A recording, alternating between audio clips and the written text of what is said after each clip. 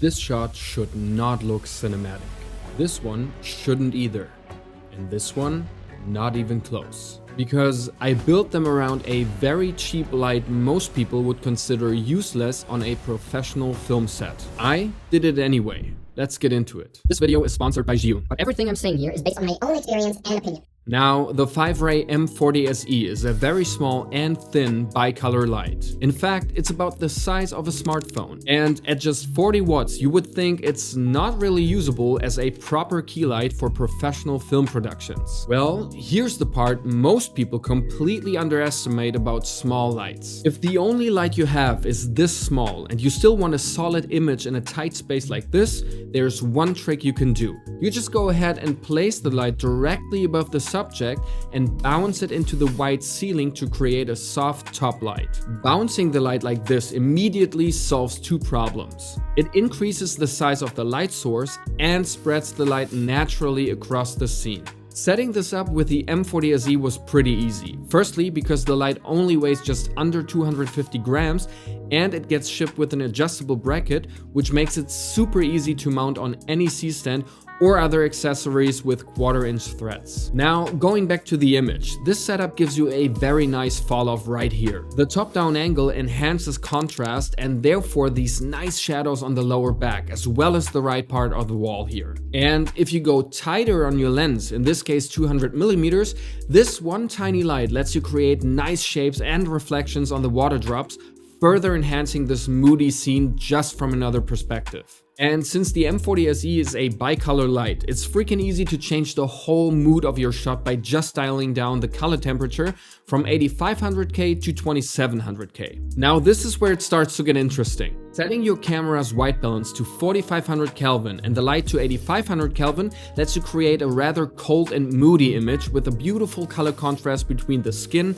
and the ambient space. If you want to go warmer though and create this rather monochromatic color palette, just go ahead and set your light to 2700 Kelvin while leaving the camera's white balance still at 4500 Kelvin. Same light, just played around with the color temperatures to achieve different looks. So you see, the relatively low output, what normally would be a weakness when using it as a key light, actually becomes the reason this shot feels cinematic, just by combining it with a simple bouncing technique and using different color temperatures. And once you add a simple practical in the background for this next shot, the whole setup starts to feel even more intentional. Instead of just having it sit there, I used the M40SE as a motivated source to match it and make it the believable light source within the frame. I placed it just outside the frame on the left and aimed it at a 45-degree angle toward the subject and set it to 2700 Kelvin so it actually feels like the light is coming from the lamp. The problem with lights this small though is always the same.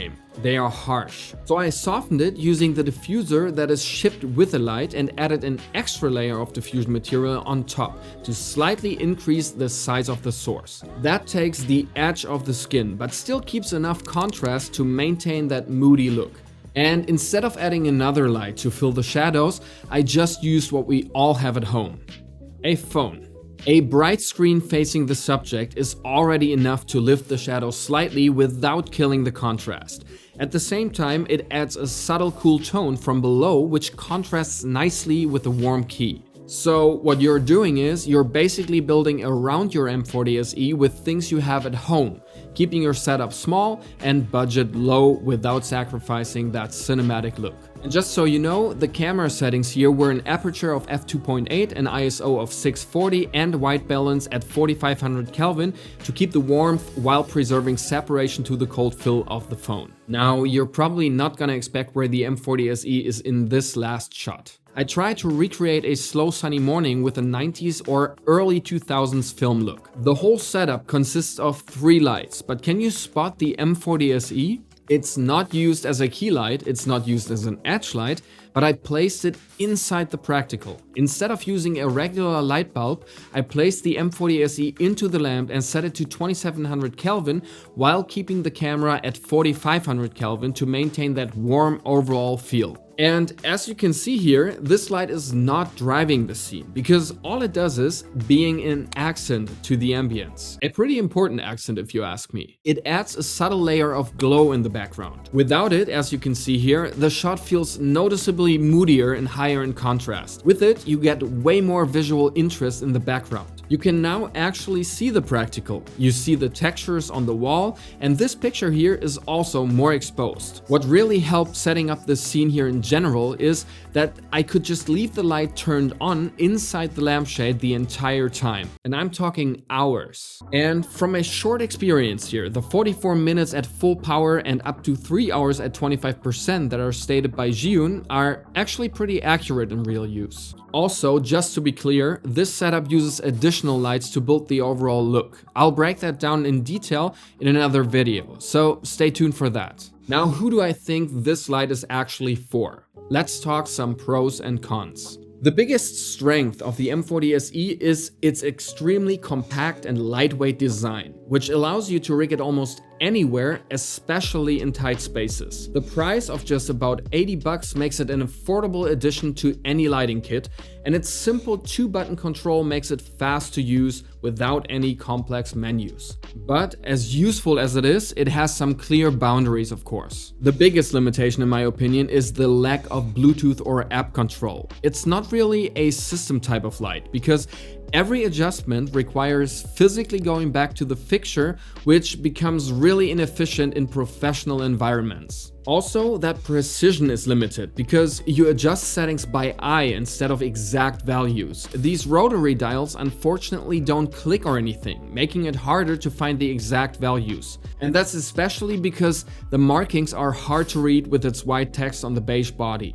And last but not least, having no RGB in my opinion really limits creative flexibility in more complex lighting scenarios. Especially since these small lights would be perfect for different background scenarios with different colors. That also defines exactly who it's for. I would say solo content creators who need fast minimal setups will get a lot out of it. Maybe small product shoots where you want to shape reflections and stuff on the products would be a nice use case as well. And when it comes to professional productions, it still has value, but strictly as a secondary light.